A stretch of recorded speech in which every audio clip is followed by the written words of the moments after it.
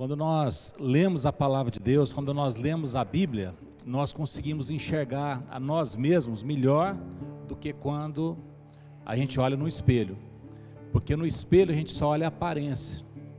E a palavra de Deus vai separando dentro da gente todas as nossas motivações, tudo aquilo que é de Deus, que não é, daquilo que é eterno, daquilo que é temporário.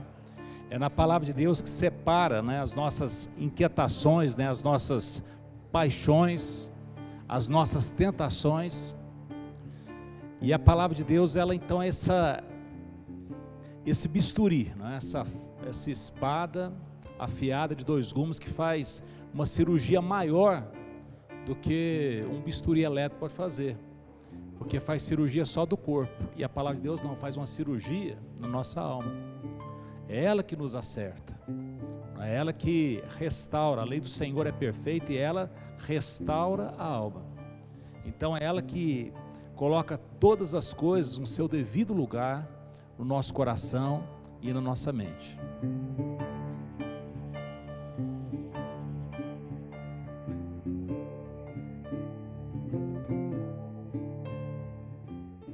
Então, a expectativa que nós temos quando vamos ouvir a palavra de Deus deve ser essa: o que o Todo-Poderoso, o Criador dos céus e da terra, aquele que governa as tempestades, os furacões, os maremotos, até essas chuvas que nós enfrentamos, aquele que conhece cada pessoa que já nasceu e sabe o nome dela, como sabe todas as estrelas que existem no universo, aquele que é capaz de contar todos os cabelos da nossa cabeça, e nenhum fio cai sem que ele saiba.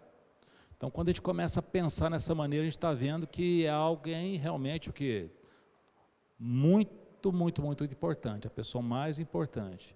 E esse Deus, Ele nos fala, e nos fala através da sua palavra. A Bíblia, ela tem um linguajar, de um homem, de um pai, falando com o seu filho. Então o pai, quando vai falar com a criança, ele não usa todos os recursos, o conhecimento, as conjecturas que ele tem, mas ele simplifica. E ele fala o quê? Na linguagem que o filho pode compreender. Quando Jesus veio aqui, é por isso, que Jesus veio em toda aquela simplicidade. Se ele viesse com toda a sua majestade, com todo o seu poder, ninguém ia conseguir nem enxergar, mas ele esvaziou da sua glória e foi reconhecido em figura humana. Ele não deixou a sua divindade, mas a sua aparência foi uma aparência semelhante à nossa. E por isso, houve muitos pensamentos a respeito de Jesus. Nossa, como que pode fazer uma coisa dessa? Mas ao mesmo tempo, é um homem, ele é o filho do José e da Maria, lá de Nazaré. Então as pessoas, muitas vezes confundiram essa simplicidade, essa humildade. É a mesma coisa que muitas pessoas confundem o quê? Quando a Bíblia fala assim, puxa, mas existem outros pensamentos. E eu quero falar que a fé está fundamentada, a gente entender o quê? Que aquilo que Deus falou, não é comparado com nada, não tem nada que pode comparar, e que tem o poder que tem a palavra de Deus. Nós estamos fazendo a exposição do livro de Tiago. É um livro muito prático, e hoje nós vamos ver alguns avisos, que nós vamos reconhecer e ver claramente que é verdade. Não tem como negar. Você pode até não gostar, mas não tem como negar que isso aqui é verdade. E aqui existem avisos. E os avisos, eles devem ser colocados antes do quê? Do acontecimento. Por exemplo, você vai na estrada, daqui tantos metros tem uma curva sinuosa, diminua a velocidade. Esse é o aviso certo. Imagina se tivesse um aviso depois, lá no meio do mato. 200 metros atrás tinha uma curva sinuosa, você devia ter diminuído a velocidade. Aí, então avisa antes. E Deus sempre avisou. E grande parte das pessoas não levaram a sério os avisos de Deus. E quando a gente vai endurecendo, embrutecendo, ficando insensível, o nosso coração fica igual um coração de pedra. Tá? Isso é igual quem nunca andou descalço.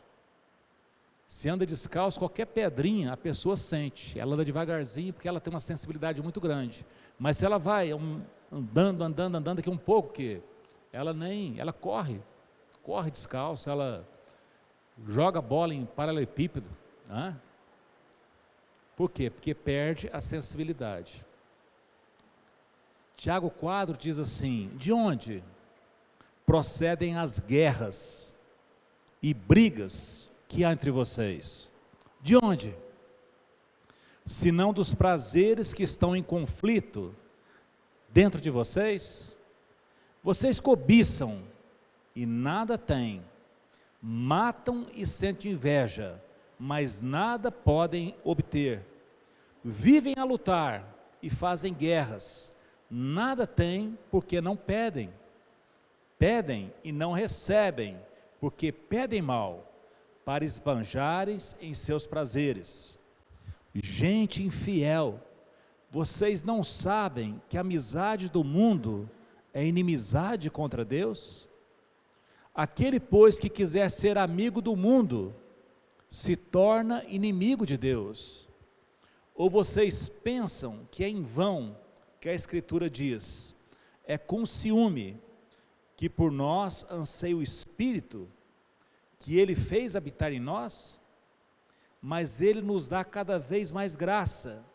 Por isso diz: Deus resiste aos soberbos, mas dá graça aos humildes. Portanto, sujeitem-se a Deus, mas resistam ao diabo, e ele fugirá de vocês. Cheguem perto de Deus, e ele se chegará a vocês.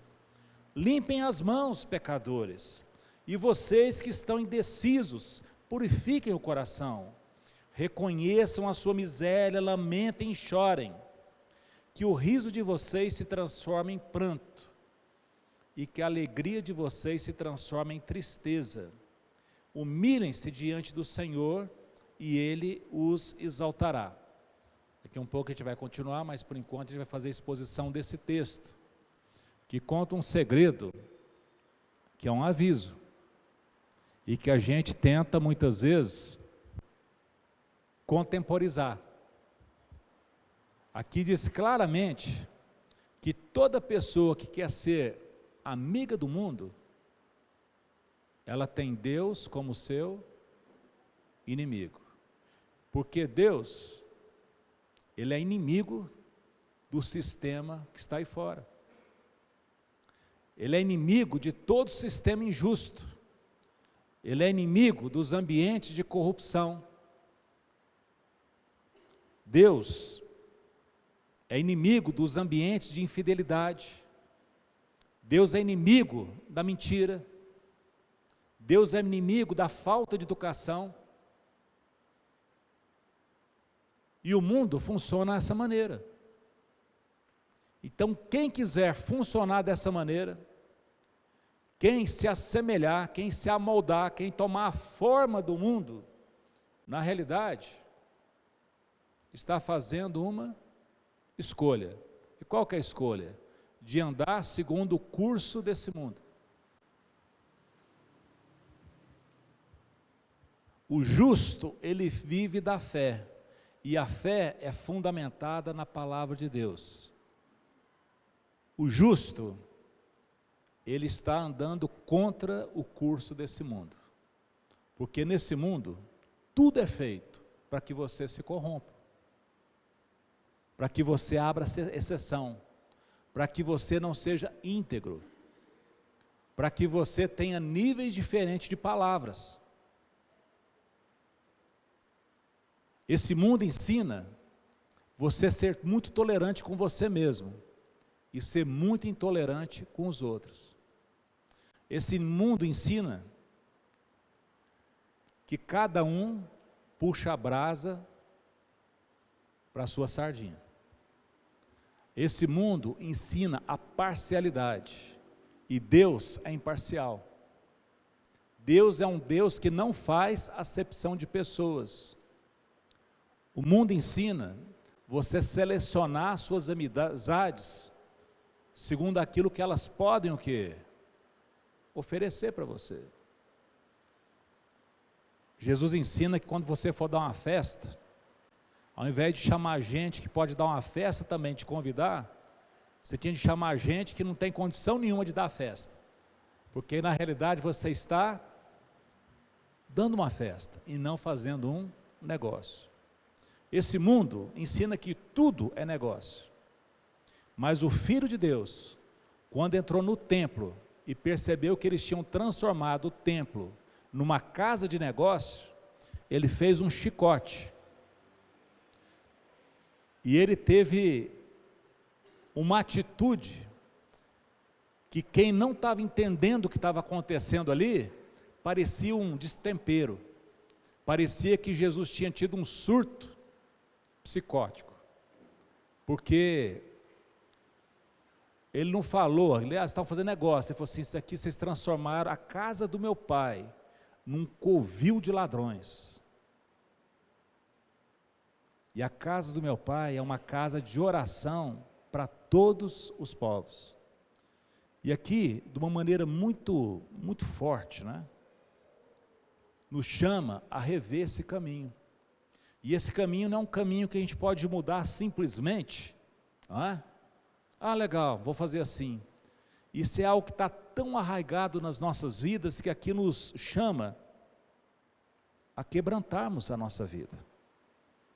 Porque aqui fala uma palavra muito forte, que é: você acha que é em vão que está escrito que o Espírito, com ciúme, ele anseia por você? Que o Espírito de Deus, agora você imagina uma situação dessa, né? O Espírito de Deus falando, é com ciúme, tipo assim, é com exclusividade que ele quer você. Ele não quer que você seja part-time, parte dele e parte do mundo. Jesus falou assim: Pai, eu não peço que o Senhor os tire do mundo, mas eu peço que o Senhor os livre do mal. Como quem diz: Pai, eu não peço que o Senhor os tire do mundo, mas Pai, eu peço que o mundo não esteja dentro deles, que eles não sejam movidos pelo mundo, porque o que há no mundo é a concupiscência da carne, que são os desejos desordenados, os apetites, né, que brotam no nosso, não é, constantemente, a concupiscência dos olhos, alguns chamam de olho gordo, fica fissurado em trem que... E a soberba da vida, a vaidade, essa questão de apresentar uma imagem que não corresponde à verdade.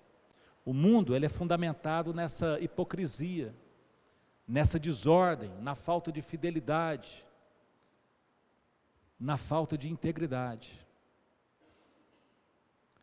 E o que Deus quer nos fazer é desarraigar do mundo, quer dizer, é tirar com raiz e tudo, chacoalhar para não ficar nenhuma terrinha desse mundo. Mas por que nós estamos aqui? Nós estamos aqui para que essa família de gente que está no mundo, mas que não é do mundo, cresça, porque as pessoas estão adoecidas. Os transtornos mentais, emocionais, a morte por autoextermínio, cada vez é algo que absurdo.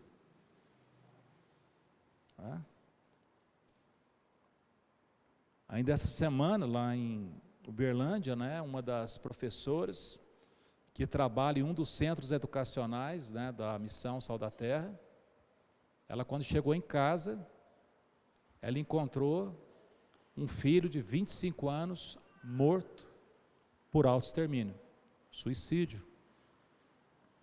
Ela está lá cuidando o quê? De crianças, educando crianças, e dentro da casa, um filho que desistiu, tomou uma decisão que finalizar. Hoje eu ouvi falar, Eugênia falando, uma colega, mesma coisa. Irmãos, é muito sério o que está acontecendo.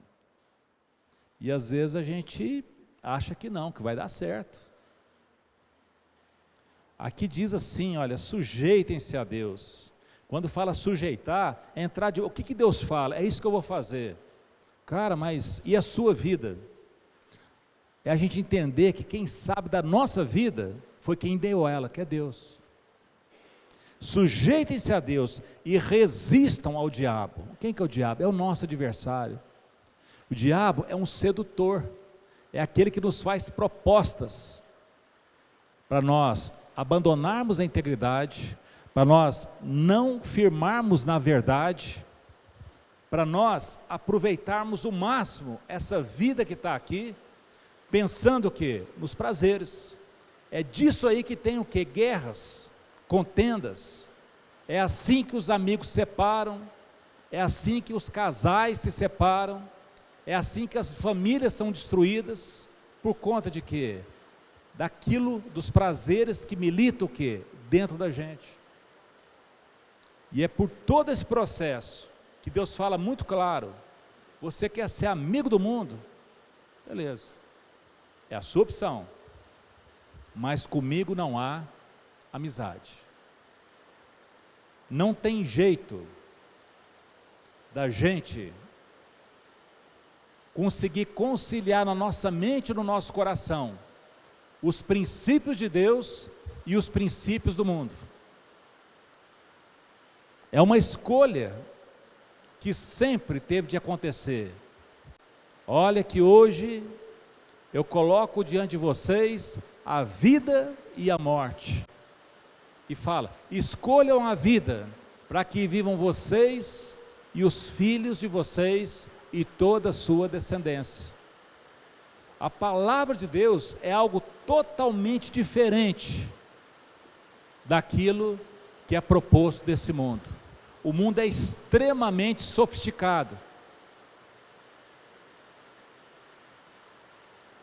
A vida, ela é complexa. E se a gente não simplificá-la, ela complica. Ela não é complicada, mas ela fica complicada exatamente porque a gente não simplifica as coisas. A gente fica desenvolvendo raciocínios, a gente acha que vai conseguir e não vai. Jesus fala: aprendam de mim, porque eu sou manso e humilde de coração, e você vai ter um descanso para a sua alma. Aqui fala: sujeitem-se a Deus, mas resistam ao tentador. Resistam e ele fugirá. Chegue perto de Deus e ele se chegará a vocês. Limpem as mãos, pecadores. E vocês que estão indecisos, purifiquem o coração. Reconheçam a sua miséria, lamentem e chorem, que o riso de vocês se torne em pranto, e que a alegria de vocês se transforme em tristeza. Humilhem-se diante do Senhor, e o Senhor os exaltará.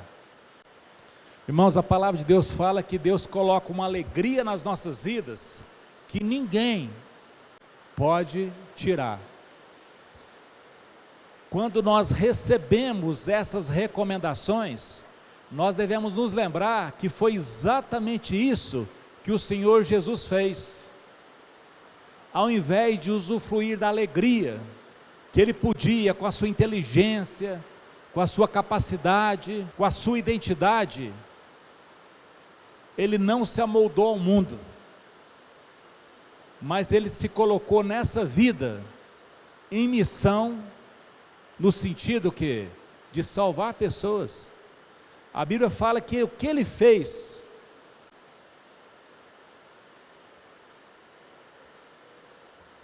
Ele chegou no ponto de falar assim: a minha comida é fazer a vontade do meu Pai.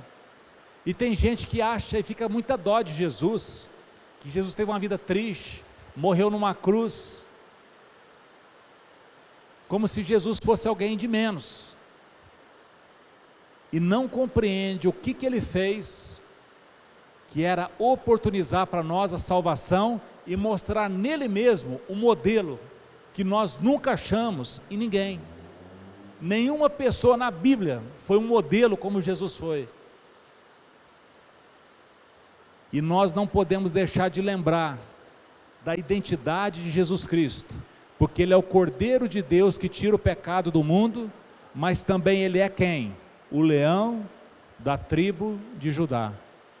O Jesus que é mostrado no Apocalipse, não tem nada da aparência daquele Jesus que andou na Galileia. O próprio apóstolo João, quando viu Jesus no Apocalipse, sabe o que aconteceu com ele? Caiu igual morto.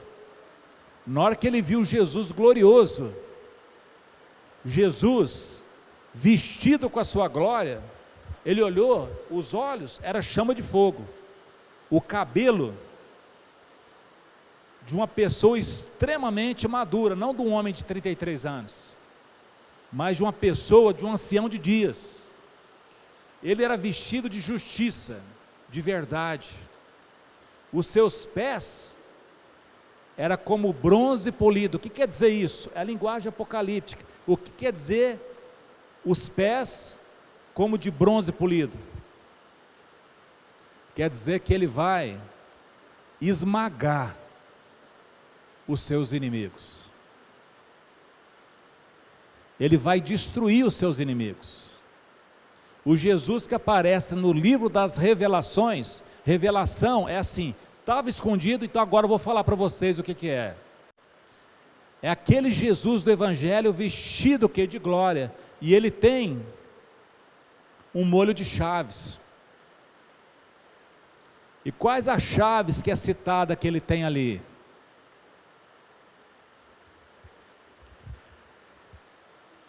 Não fala que ele tem a chave do céu, porque no céu não tem chave, no céu não tem porta, assim, para ficar trancada. Tem os portais, é outra história, mas tem um lugar que tem chave, que é a morte e o inferno, e essas duas chaves estão no chaveiro de, eu tenho a chave da morte e do inferno.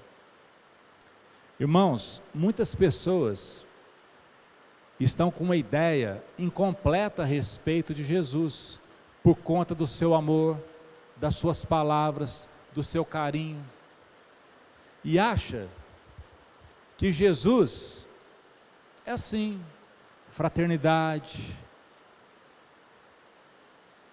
humildade, e tudo isso é verdade, mas ele é fidelidade, verdade, juízo.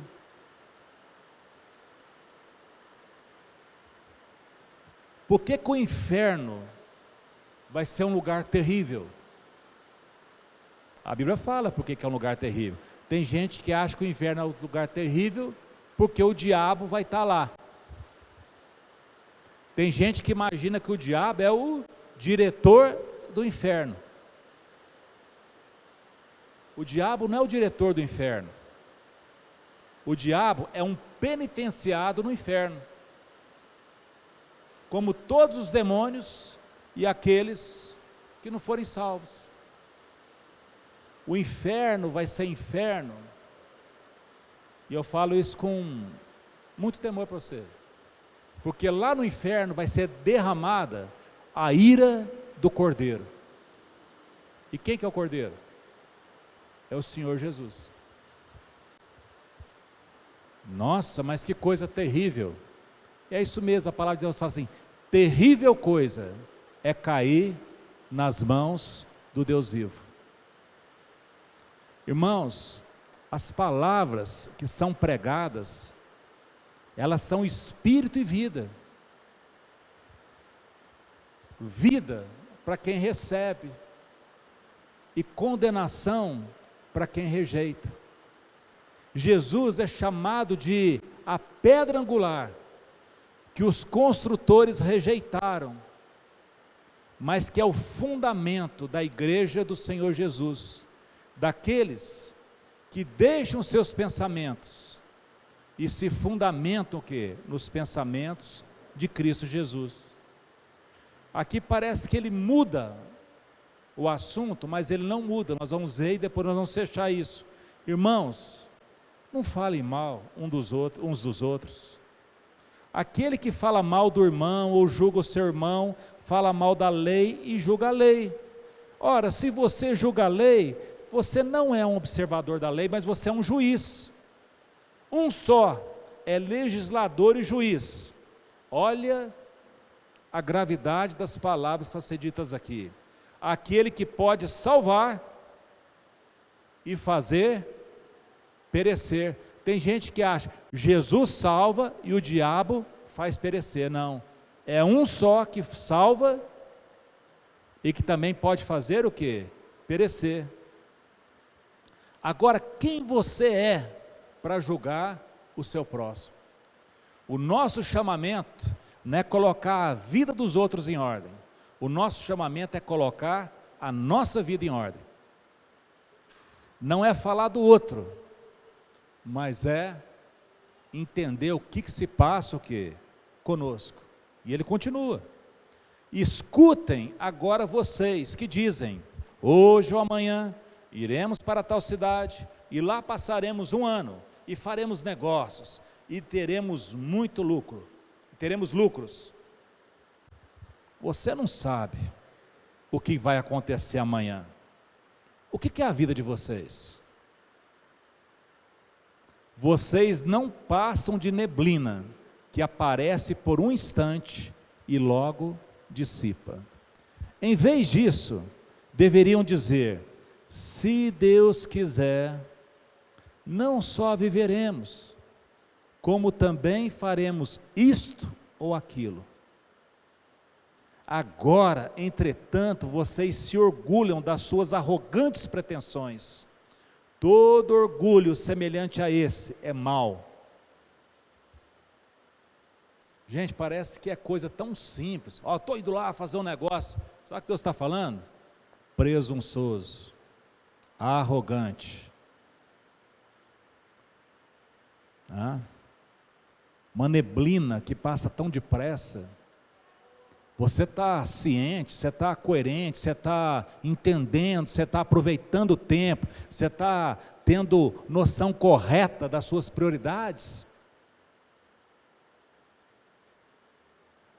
Ele não está falando que Deus vai matar ou deixar de matar, mas está falando o tanto que a pessoa, envaidecida, ela acha. Ainda foi quinta-feira, né? Quinta-feira, domingo, quinta-feira, né? O médico, né? Que é o médico da seleção de vôlei do Praia. Cara muito querido. O médico do ombro, né? E de cotovelo. Cara novo. Cheio de saúde. Na trilha da bike, o que aconteceu? Chegou o momento dele. Infarto no miocárdio. Médico, tudo certo com ele. Médico do esporte. Médico. Uma tristeza enorme para todos lá de Uberlândia. Ele está chocado com a situação. Então está a bike e o sujeito deitado o quê? Do lado dele. Acabou. Acabou. Cuidou da saúde de tantos. Pessoa muito bem colocada na cidade. Então a gente não sabe. E a gente precisa falar dessas coisas. Porque se na igreja a gente não falar nisso, a gente não está sendo correto. Porque Deus fala disso. E a igreja tem de falar do que Deus fala. A igreja é um lugar de aviso, de nós nos ajudarmos. Se o irmão vê, Tércio Júnior, escuta, pastor, é assim mesmo. Nós precisamos o quê? É um amigo. Assim como o ferro afia ferro, assim um amigo afia o quê? Outro amigo. E a nossa conversa, essa conversa que é o quê? De Deus. Tinha muitos projetos, muitos planos. mas ele não tinha o quê? Tempo.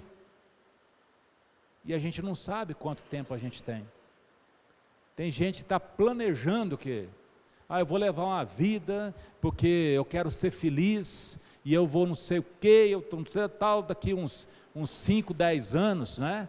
Aí eu vou comprar um óleo de peroba, aí eu vou passar na minha cara, e na maior cara de pau, o quê? Aparecer na igreja, arrependido e quebrantado, que para mim aproveitar tanto aqui, como também arrumar o quê? Um lugar no céu.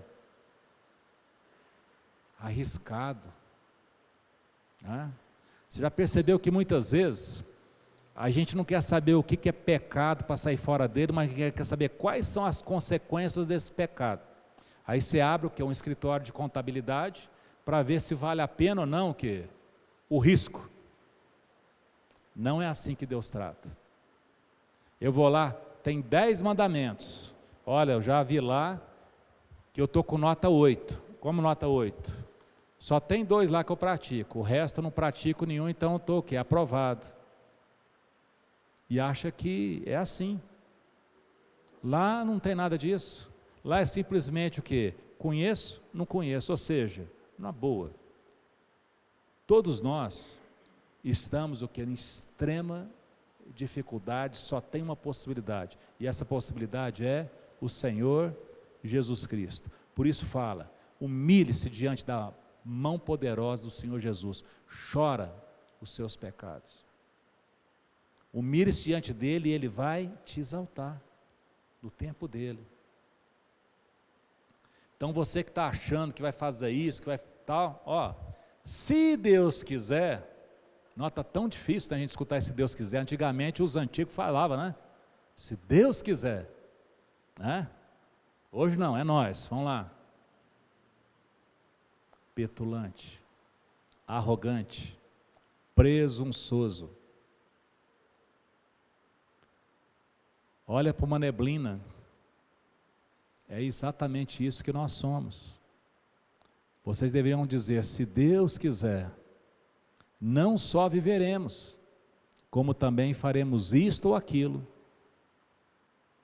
Todo orgulho semelhante a esse é mau. Portanto, aquele que sabe que deve fazer o bem e não faz, nisso está pecando. Às vezes a pessoa fala assim, não, mas eu não faço mal.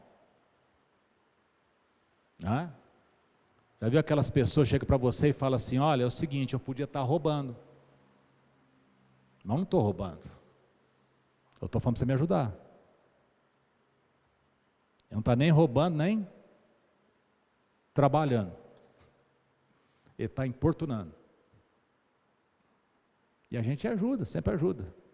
Nunca esqueço, meu pai, um dia a gente estava na porta lá da igreja, chegou um sujeito, né? Por favor, vocês podiam me ajudar? E contou a história, aquela história comprida, né? Cheio de, né?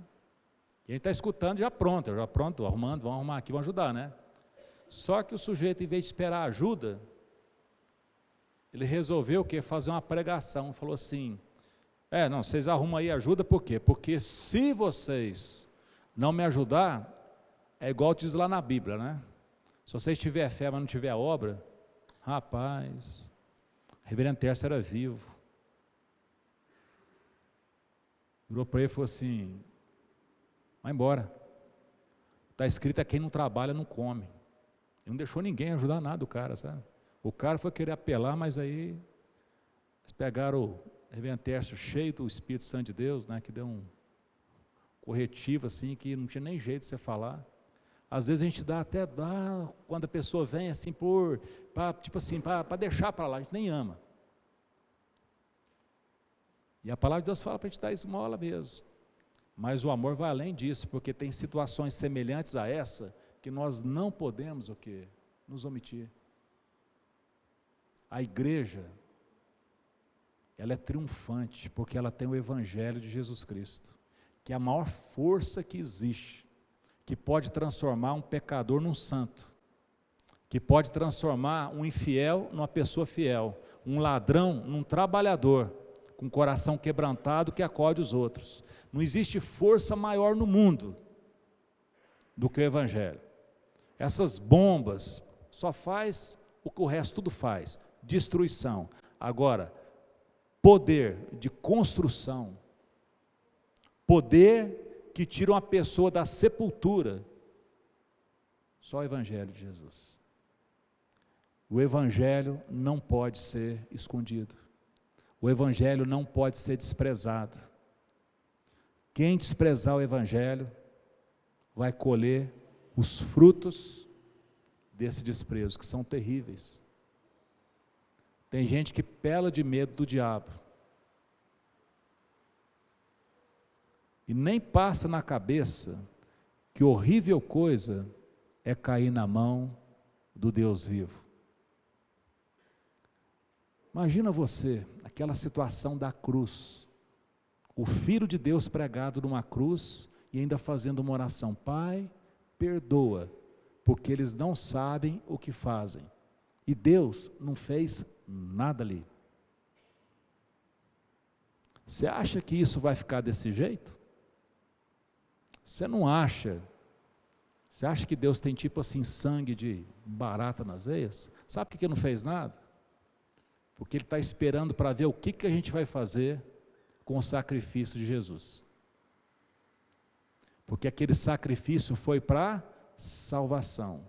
Agora, aquele que imaginar, que pensar que aquele sacrifício de Jesus foi coisa de só menos, toda a ira de Deus, a ira do Cordeiro, a ira de toda a maldade que aconteceu nesse mundo, das pessoas que não quebrantaram, que não saíram do mundo, vai cair sobre essas pessoas. E você pode, tem gente que fala: não, eu vou lá para o caminho da graça. Pode ir para onde você quiser, mas eu quero te avisar, se nós não nos arrependermos, nós vamos morrer nos nossos pecados. Não tem ninguém na Bíblia inteira que falou mais de inferno do que o Senhor Jesus Cristo, durante o tempo que Ele esteve aqui na terra, exercendo o seu ministério. Ele levou isso tão a sério que Ele falou assim: olha, é o olho que faz tropeçar? Arranca.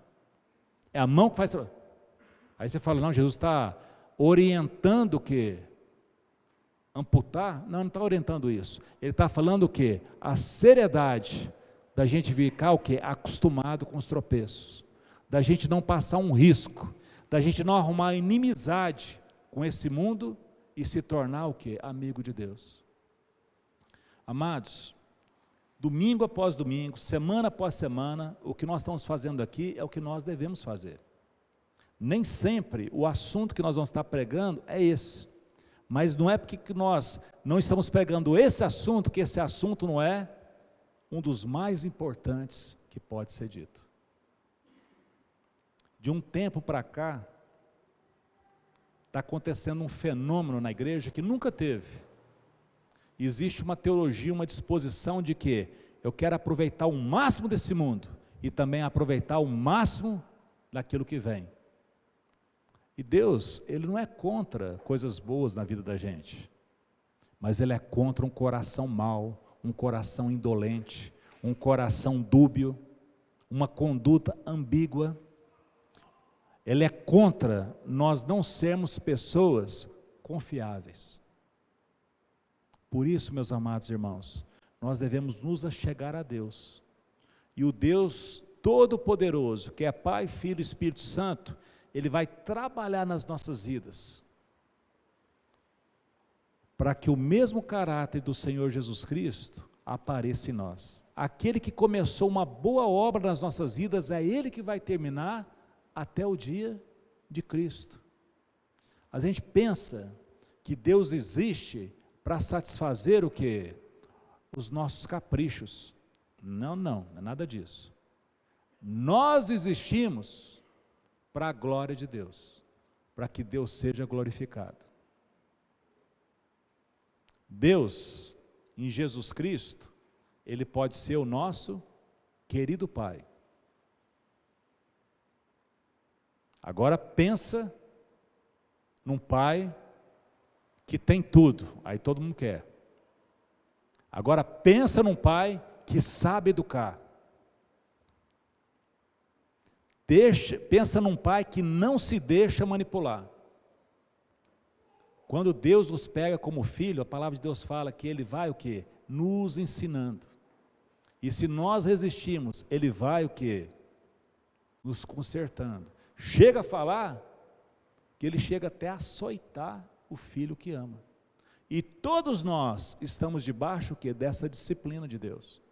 E quem não está debaixo dessa disciplina de Deus, é porque Deus não é pai dele, essa pessoa é bastardo.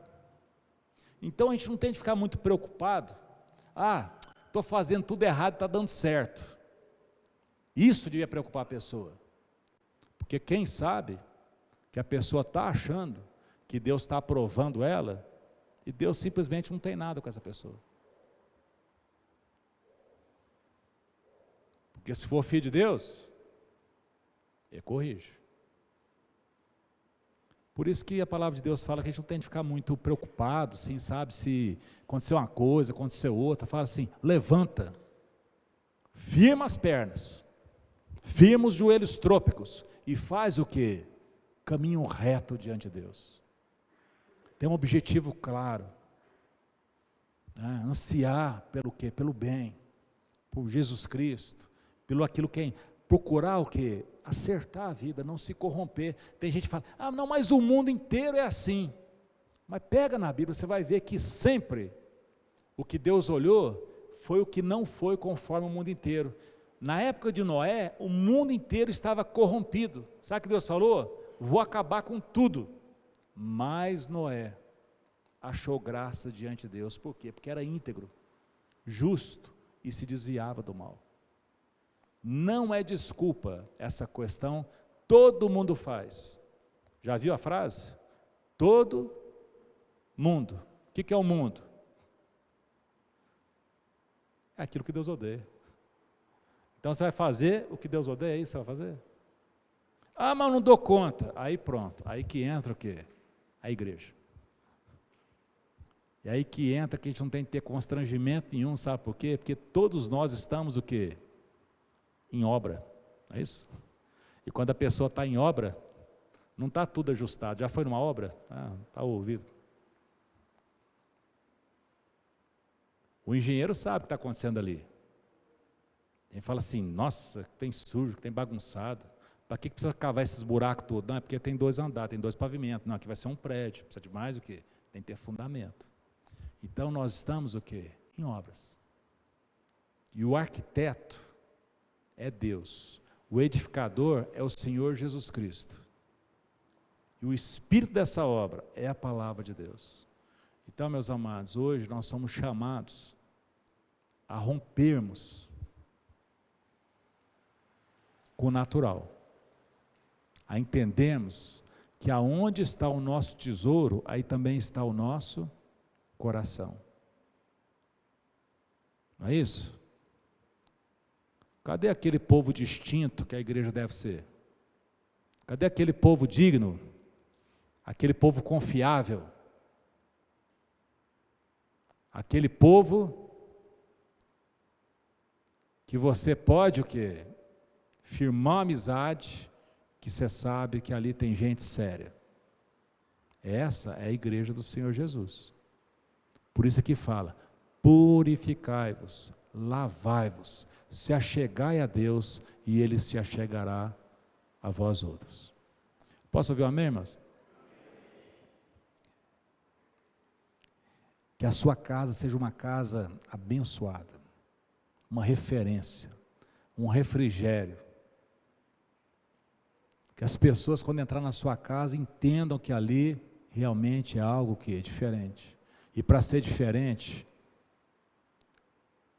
não vai ser melzinho na chupeta, não. Você vai ter que se contrariar demais da conta. Quando você vê uma fotografia de uma família ajustada, aquilo ali deu o quê? Muito trabalho. E o tanto que é bonito. E o tanto que é bonito.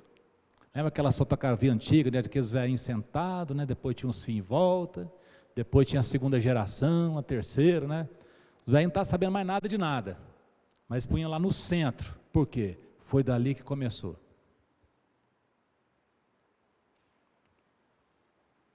Porque quando a vida aqui acabar, aí que o que é bom mesmo vai o quê? Vai acontecer. Porque nós temos para nós prometido um céu, um novo céu e uma nova terra onde habita justiça, aonde o próprio Deus vai enxugar dos nossos olhos toda lágrima, aonde a morte não existirá, não haverá pranto, nem luto, nem dor. Já pensou que legal? Pagliaram, né? As funerárias aí, o que? Não tem lugar lá, como é que só, né?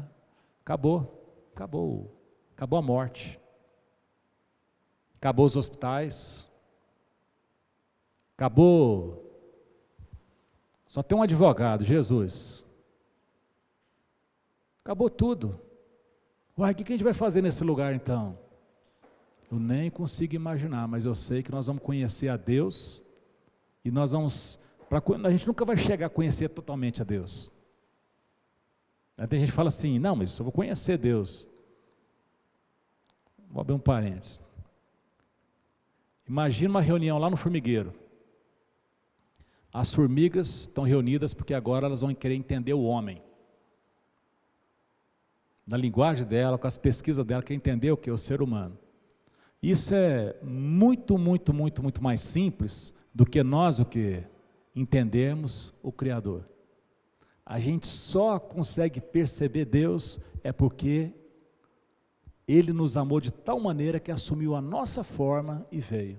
Então não tem como a gente ficar titubeando, achando que, nossa, foi tão bom sair lá da igreja aliviado, né? Eu fico meio preocupado quando a pessoa sai daqui e fala, não, pastor, vim cá, achei uma palavra boa, estou indo para casa aliviado. Eu fico pensando, o que será que essa pessoa está aprontando, né? Porque se ela estiver aprontando coisa ruim, aliviado, eu estou em maus lençóis, porque eu não estou avisando ela o quê? Do perigo que ela está correndo. Vocês entenderam tudinho, estou olhando para a cara de vocês aqui, que vocês entenderam tudo que era a mensagem de hoje. Vamos lá, rápido. Como é que a gente se torna inimigo de Deus? Arrumando um outro amigo, que é o mundo, não é isso? O que nós devemos fazer? Humilhar diante da poderosa mão de Deus. Deus gosta de ver a gente humilhado? É que Ele sabe que a nossa maneira como nós nos exaltamos é horrível. Ele que vai nos exaltar do modo certo. Ele exaltou Jesus. Jesus está no trono. Ele que vai nos exaltar. Então por isso que nós nos humilhamos, porque nós nos humilhamos naquele que sabe melhor do que a gente sabe. Que Deus possa abençoar a sua vida, meu irmão, sua vida, minha irmã.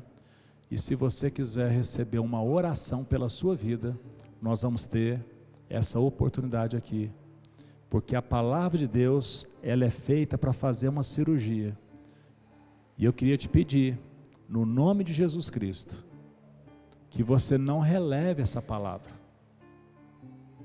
Tem gente que conforme a palavra vai tomando, ela vai blindando, não, vou escutar isso não, porque Deus não leva em conta o tempo de ignorância, então vou continuar ignorante, a respeito disso. Nós não temos muito tempo. Nós nem sabemos se nós temos o amanhã. Amém?